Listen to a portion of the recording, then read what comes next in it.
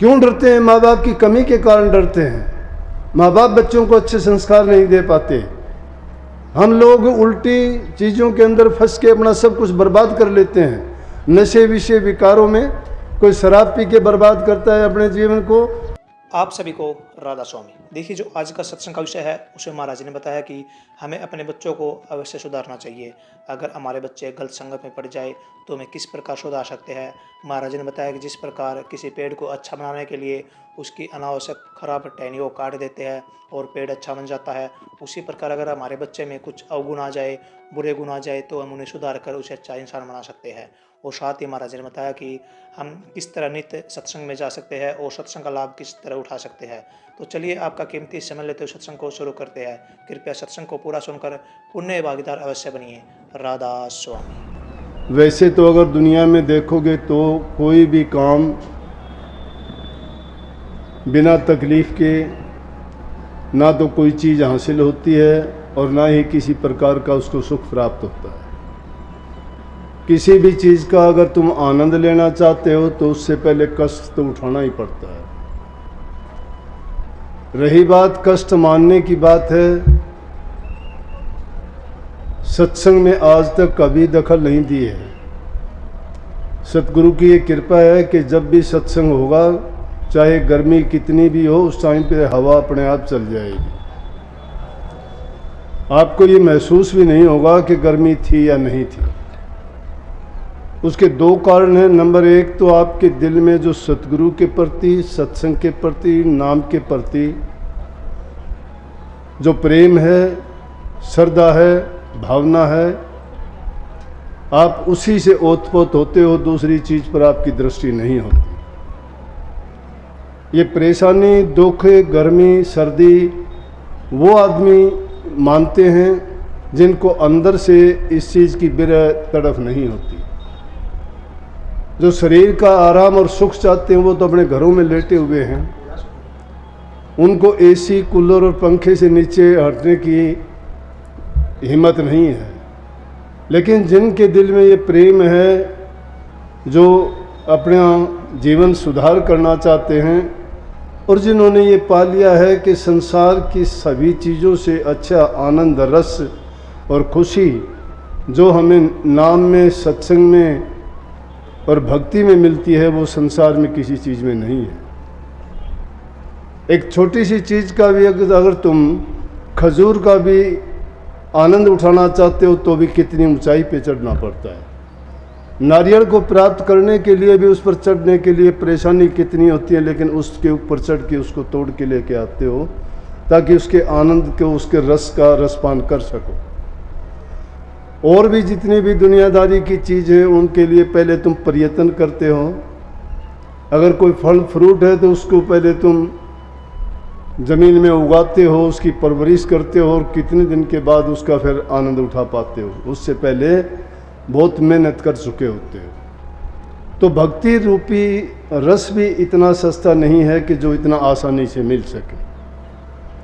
परंतु एक बार ये रस जिसको मिल जाता है और जिसको ये समझ आती है कि मैं इस संसार में आया किस लिए था।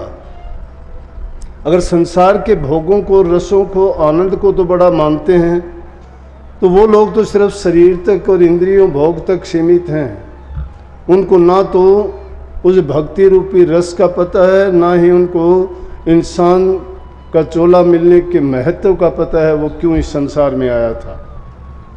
लेकिन अगर थोड़ी भी अगर उसमें बुद्धि है, समझ है, ज्ञान है और वो अपनी तुलना दूसरे जीव जंतु और पशुओं से करता है, तो उसको पता लगता है कि मैं ना तो पक्षी हूँ, ना जीव जंतु हूँ, मैं इंसान हूँ। और इंसानों में भी सर्वोत्तम इंसान वो है जो प्रभु को पहचानता है, जो सोचता है कि मैं भक्ति करके इस जीवन को सफल करूँ, तो समझो वो ज्ञानवान और समझदार है। और जिसको ये समझ ही नहीं है कि मुझे करना क्या है, अगर दुनियादारी की चीज़ों के लिए, पदार्थों के लिए ही रात दिन खपना, भागना, दौड़ना, परेशानी, कठिनाई जितनी भी उठाते हैं और उनको, उन चीज़ों को प्राप्त भी कर लेते हैं, लेकिन वो चीज़ें कितने दिन तक हमारा साथ देती हैं, कितने दिन तक उनका हम आनंद और रस ले पाते हैं, वो स्थायी नहीं है, अस्थायी हैं। पता नहीं वो कब छूट जाएंगी। उनके लिए हमें डर चिंता भी लगी रहती है कि पता नहीं कोई छीन भी सकता है हमारे से, कोई अगर कमी आ गई तो हमारे से वो वैसे भी बिछुड़ सकती हैं, या कोई न कोई ऐसा कारण होगा कि जिसके कारण हम उनसे वंचित हो जाएंगे और फिर वही दुख का दुख होगा। लेकिन जो रस इस मालिक की भक्ति में नाम में है, उस रस को जो हासिल कर लेता है उसमें किसी प्रकार का डर भय नहीं होता। गलती करते हैं हम, बार बार गलती होती है, क्योंकि इंसान को गलती का पुतला कहा गया है। गलती शायद नहीं करता, लेकिन गलती करवाने वाला शैतान हमारे सिर के ऊपर बैठा रहता है। शैतानी करने वाले को शैतानी करनी होती है। उसको तुम लाख समझाओ, लाख उसको ज्ञान दो, लाख उपदेश दो। क्या सत्संग में आने से सभी लोग सुधर जाते हैं? सत्संग किन लोगों के काम आता है? सत्संग, मैं कहता हूँ, नाम भक्ति के लिए तुम इतना जोर देते हो, बहुत कम लोग ऐसे होंगे जो नाम भक्ति कर पाते हैं। बहुत इतने कम लोग होंगे जो नाम का सुमरण भी कर पाते होंगे। लेकिन मैं उन लोगों को बड़ा मानता हूँ जिन्होंने अपनी बुराइयों को त्याग के सिर्फ अच्छे गुणों को अपना लिया। जो सबसे प्रमुख चीज़ है, मूल चीज़ है, वो हमारी बुराइयां हैं। वो हमारे अंतःकरण में, हमारे जीवन में, हमारे रोज़ाना के बोल में, चाल में, कर्म सिद्धांत में सब ऐसी फंसे हुए हैं कि हम उनको छोड़ ही नहीं पाते। हाँ, इतनी बात और बताता हूँ कि जिस इंसान के अंदर जो दुर्गुण ज़्यादा होते हैं, अगर वो सत्संग में आता है, थोड़ा बहुत भी वो नाम का सुमन कर लेता है, तो उसके दुर्गुण ज़्यादा बढ़ जाएंगे। ये बात नोट करके ले जाओ। चुगल आदमी ज़्यादा चुगल हो जाएगा, चोर आदमी डाकू बन जाएगा वहाँ आके। आप तो कहते हो कि सत्संग में सुधर जाएंगे, मैं कहता मेरी उल्टी सोच है। क्यों है कि जो भी थोड़ा बहुत कुछ वो, अगर उसने नाम में तो ताकत है, वो तो ताकत देगा, नाम तो ताकत देगा, लेकिन किन बातों को देगा? जब आपके दिल में विषय, विकार, बुराइयां दूसरी भरी पड़ी हैं, तो वो जो ताकत मिलेगी वो उनको मिल जाएगी। जरूरी चीज़ ये है कि पहले उन बुराइयों को निकालना चाहिए। संतों ने यही सबसे पहली बात बताई है कि अगर ये जीव अपनी बुराइयों को त्याग के अच्छे गुणों को अपना ले, तो मैं कहता हूँ भक्ति करना तो इतना आसान है कि जिसका बारे में हम क्या कहें कि परेशान होने की ज़रूरत ही नहीं है। ऋषि लोग, महात्मा लोग पुराने ज़माने में क्यों घर बार और समाज को छोड़ के दूर जाते थे? क्योंकि जिस जगह पर हम संगति इंसान को खराब करती है, एक बुरा इंसान अगर मिल जाए वो लाखों आदमियों को खराब करके छोड़ देता है। अच्छाई ऐसी चीज़ है कि सारी ज़िंदगी उसको अपनाते अपनाते शायद कोई ना कोई कमी रह जाती है, हम अच्छाई को नहीं अपना पाते, कोई न कोई चूक फिर भी निकल जाती है। और बुराई तो ऐसी है कि बिना बुलाए, बिना सीखे, बिना पढ़े, बिना किसी का संग करे, वैसे ही अपने आप हमारे अंदर बढ़ती चली जाती हैं। सत्संगियों के लिए निहायत ज़रूरी है कि वो अपनी संगति को अच्छा करे। ज्ञान बढ़े गुणवान की संगत, ध्यान बढ़े तपसी संकीने, मोह बढ़े परिवार की संगत, लोभ बढ़े धनवश दीने, बुद्धि ज्ञान विवेक विचार बढ़े के दीन सुसज्जन संगत की ने। ये इन चीज़ों का जो संग करता है, जैसे जैसे संग करता है उनसे वो चीज़ बढ़ेंगी। ज्ञान बढ़े गुणवान की संगत। इंसान का चोला मिला था कि गुणवान आदमियों में बैठना चाहिए था, इसको ज्ञानियों में बैठना चाहिए था, समझदारों में। जो तुम्हें ज्ञान देता है, तुम्हारे जीवन को अच्छा रास्ता दिखाने वाले वो कौन है? हमारे ऋषि मुनि मनीषी महापुरुष हैं, क्योंकि वो इस जीवन के महत्व को जानते हैं। इंसान को उसी को अच्छा बनाने के लिए वो कहते हैं कि तुम अपने जीवन को अच्छा बनाओ। जिनको तुम अपना मानते हो ये हमारे अपने नहीं हैं। हमारे अपने होते तो वो साथ देते, साथ तो हमारा शरीर भी नहीं देता। रूह इसमें कुछ दिन के लिए रहती है, लेकिन ये पांच तत्व का पुतला तो यहीं विसर्जन हो जाता है इसका। लेकिन रूह को इसमें रहते हुए लगाव इससे जब हो जाता है तो कर्म के भागी बन के कर्म भोगे जाते हैं। अब एक प्रकार के नहीं है, बार बार यही बातें कितनी बार समझाओ कही जाती हैं, लेकिन जिन बातों को हम मानते ही नहीं हैं, तो चाहे उन बातों को लाखों बार, एक चीज़ को हम किसी चीज़ में सफलता हासिल करना चाहते हैं और उसी परीक्षा को बार बार देते हैं, फेल हो जाते, क्या दोबारा वो परीक्षा नहीं देते? बार बार जब तक उस परीक्षा को पास नहीं कर लेते तो उसी को रिपीट करते हैं। हम भी संसार में एक प्रकार के परीक्षार्थी हैं, जितने भी सत्संगी हैं। अगर वो बुराइयां एक बार में नहीं छूटती हैं, 2 बार में नहीं छूटती हैं, 3 बार में नहीं छूटती हैं, सत्संग की बात बार बार सुनने से इंसान को कभी न कभी तो समझ आती है कि मैंने ये शरीर किस लिए धारण किया था, क्यों मुझे ऐसा मिला था। कभी न कभी उसके दिमाग में ये बात आती है कि आखिर मुझे चेतना जागना चाहिए, अज्ञान से बाहर आना चाहिए और अपने जीवन को सफल करना चाहिए। जितने भी महापुरुषों की संगति में लोग संसार से जब आदमी दुखी हो जाता है, जब संतों के पास जाता है, कही है कि मानस का तन जन्म मिला था, जन्म मिला ऋषि मुनिया में, बैठा ठोड़ कुठोड़ भाई तू बैठा क्यों न गुनिया में, इस पाप रूप की दुनिया में तू स्वयं डरे ढोके आया, काट लिए जिसे बोके आया। जो इंसान जैसा कर्म करता है उसको वैसा काटना पड़ेगा, किसी को दोष मत देना। अपने कर्म को बनाओ, कर्म को सुधारो। इसीलिए संतों ने कही 3 चीज से जो पवित्र हो जाता है, मन से, वचन से और कर्म से। लेकिन हमारा कर्म क्या है? आज बच्चों की हालत देखो, अपने बच्चों को अपने परिवार में ही अपने बच्चों से ही डरते हैं। बच्चे माँ बाप से डरा करते थे, आज उल्टा जमाना आ गया कि माँ बाप बच्चे से डरते हैं। क्यों डरते हैं? माँ बाप की कमी के कारण डरते हैं। माँ बाप बच्चों को अच्छे संस्कार नहीं दे पाते।